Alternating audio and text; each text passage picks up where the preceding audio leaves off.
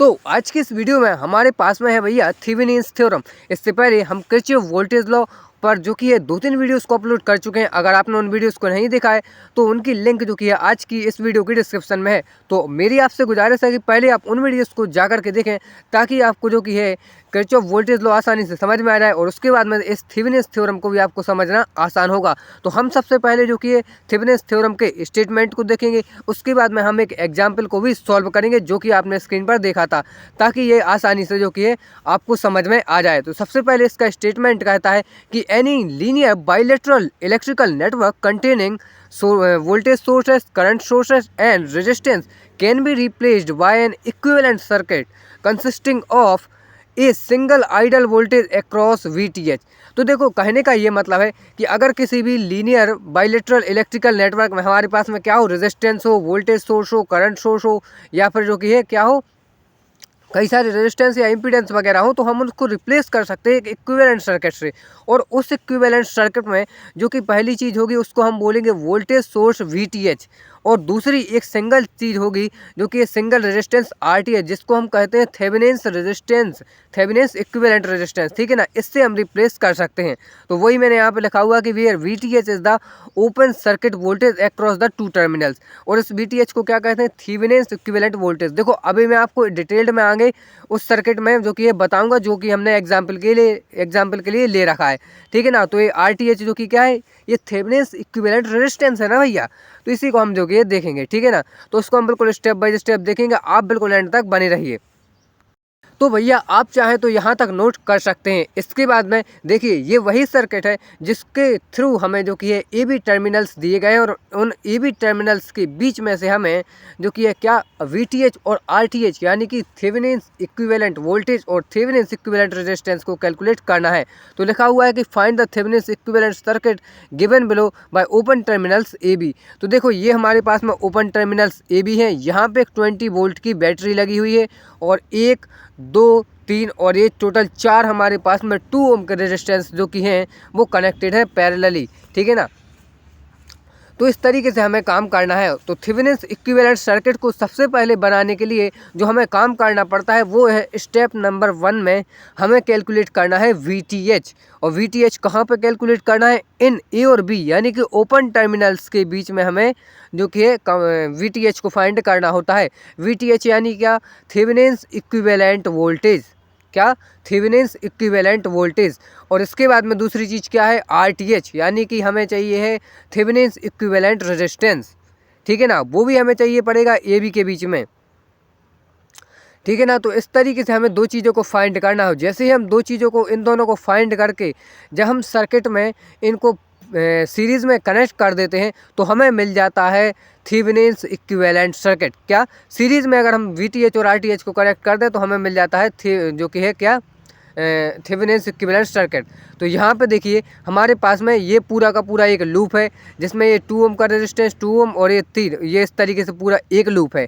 ठीक है ना, तो हमें क्या करना है, जब हमें VTH कैलकुलेट करने के लिए बोला जा रहा है तो एक्चुअली में हमें ये जो 2 ओम और 2 ओम का रेजिस्टेंस यहाँ पे मतलब पैरेलली मतलब लगा हुआ है ना इस ब्रांच में, इसी के थ्रू निकालना है, क्योंकि यही पूरा का पूरा एक कंप्लीट लूप है, यही सर्कल है। बाकी यहाँ पे तो पूरा का पूरा ब्रेक है ना इस साइड भैया, राइट साइड में।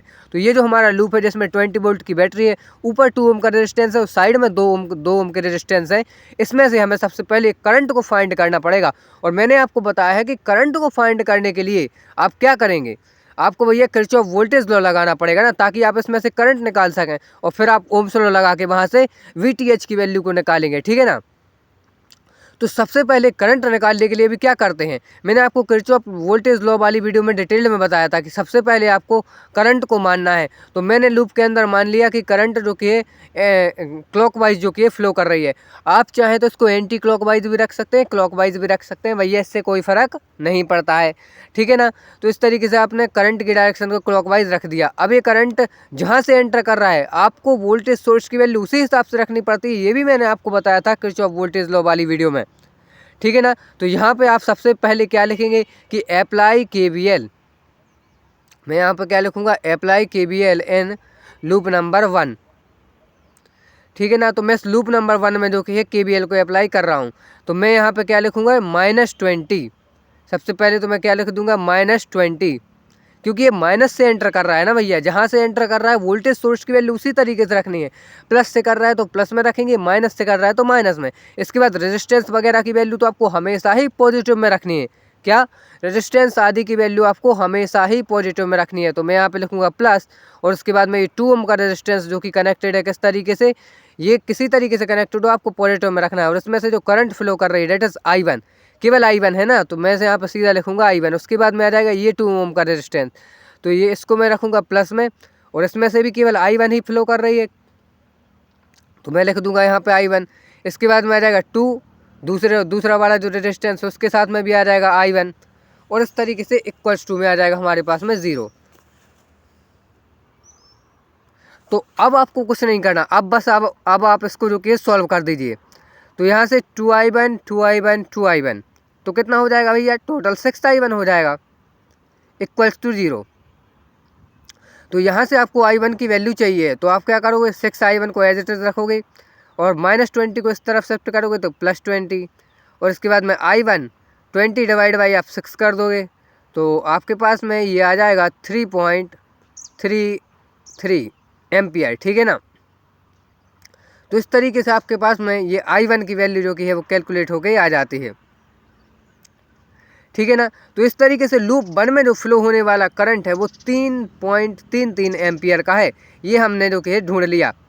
तो इसके बाद में हम क्या करेंगे, अब हमें इसके बाद में दूसरी चीज़ क्या फाइंड करना है, इसके बाद में हम ओम्स लॉ लगाकर VTH फाइंड कर देंगे।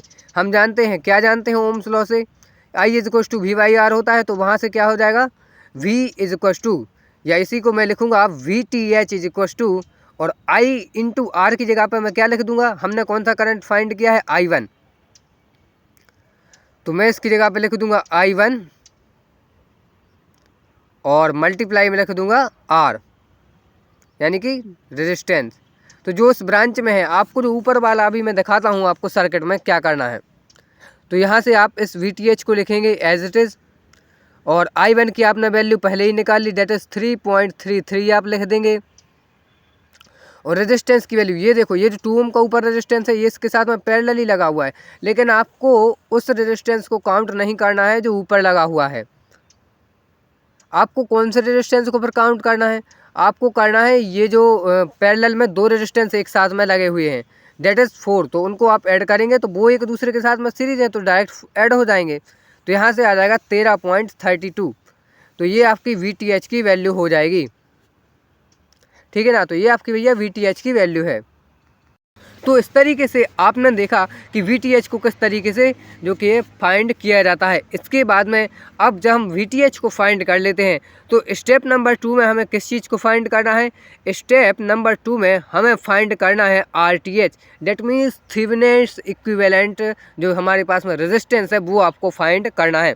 तो मैं स्टेप नंबर 2 में लिखूँगा calculation of RTH, that means Thevenin equivalent resistance आपको फाइंड करना है। तो इसको फाइंड करने के लिए आपको सबसे पहले तो क्या करना होता है, इसको भैया करना होता है हमें, जो हमारे पास में सर्किट में कोई भी बैटरी सोर्स या करंट सोर्स है उसको आपको डीएक्टिवेट करना होता है।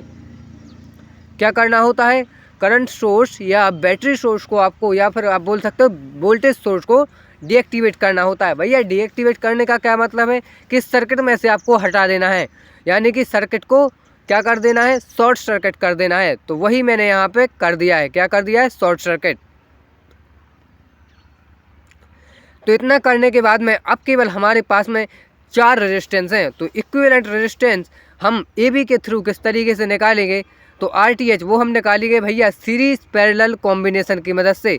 तो यहाँ पे ये जो 2 ओम का रेजिस्टेंस है ये इन दोनों रेजिस्टेंस के साथ में किस तरीके से पैरेलली है, तो मैं यहाँ पे लिखूँगा जी पैरेलली, तो मतलब पैरेलल, ठीक है ना। तो 2 पैरेलल 4 यानी कि ये यहाँ पे सीरीज़ में है ना, फिर ये तो 4 हो जाएगा, 2 और 2 4। तो ये दोनों जो कि पैरेलल में, इसके बाद में मैं इनको डायरेक्टली ऐड कर दूंगा ये जो लास्ट वाला है 2 ओम का रेजिस्टेंस, तो मैं यहाँ पे लिखूँगा इक्वल्स टू में, और इसको जब हम पैरेलल में लिखते हैं तो लिख सकते हैं 2 × 4 और 2 + 4। तो ये जो कि है जब सीरीज़ पैरेलल कॉम्बिनेशन को सॉल्व करने की मेथड है, और प्लस लिख देंगे 2, ये बचा हुआ 2 ओम का रेजिस्टेंस। तो इस तरीके से कुल हमारे पास में रेजिस्टेंस निकल के आएगा। जैसे ही हम इसको सॉल्व करेंगे तो हमारे पास में RTH निकल के आ जाएगा, ये 2 का 4 से मल्टीप्लाई तो 8 हो जाएगा, डिवाइड बाई 6 + 2, तो इसको आप सॉल्व करेंगे तो आपके पास में क्या आ जाएगा, आपके पास में यहाँ से आ जाएगा ये 3.33 ओम, ठीक है ना।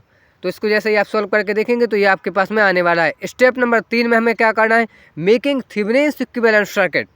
तो भैया थेवेनिन इक्विवेलेंट सर्किट यानी RTH, तो भैया ये कैसे बनता है, ये कुछ नहीं भैया, आपको पूरे जितने भी रेजिस्टेंस थे आपने उसको रिप्लेस कर दिया किससे, एक इक्विवेलेंट थेवेनिन इक्विवेलेंट रेजिस्टेंस से, जो कि आया 3.33 और वोल्टेज सोर्स को आप कर देंगे यहाँ पे कितना आया है, यहाँ पे इसकी वैल्यू आई है 13.32 वोल्ट। तो ये आपका जो बन गया भैया, इसको बोलते हैं हम थेवेनिन इक्विवेलेंट सर्किट। तो इसी के साथ जो कि है हमारा ये थेवेनिन इक्विवेलेंट सर्किट बनाने का काम पूरा का पूरा कंप्लीट हो चुका है। तो हमने 2-3 चीज़ें फाइंड करी हैं, क्या मतलब 2 चीज़ें फाइंड करी हैं, एक तो RTH यानी कि थेवेनिन इक्विवेलेंट रेजिस्टेंस, और दूसरी चीज़ हमने क्या फाइंड करी है, हमने फाइंड करा है थेवेनिन इक्विवेलेंट वोल्टेज, और दोनों को ही हमने सीरीज़ में कनेक्ट कर दिया। तो हमारे पास में भैया जो बन के आ गया है उसी को हम कहते हैं Thevenin equivalent circuit. So I hope कि आज की वीडियो में आपको सब कुछ समझ में आया होगा। अगर भैया कहीं पे भी डाउट रह गया ना, तो मैं आपसे बोल रहा हूँ कि कमेंट करो ताकि मैं आपको बता सकूँ, ठीक है ना। तो इस तरीके से ये हमारा जो कि है पूरा का पूरा आज का वीडियो कंप्लीट हो जाता है। अगर आपको कहीं पे भी डाउट है तो आप जो कि कमेंट कर सकते हैं, मैं आपके कमेंट का रिप्लाई ज़रूर दूंगा। मिलते हैं अगली वीडियो में, तब तक के लिए धन्यवाद। आप चाहें तो यहाँ तक के स्क्रीनशॉट भी ले सकते हैं।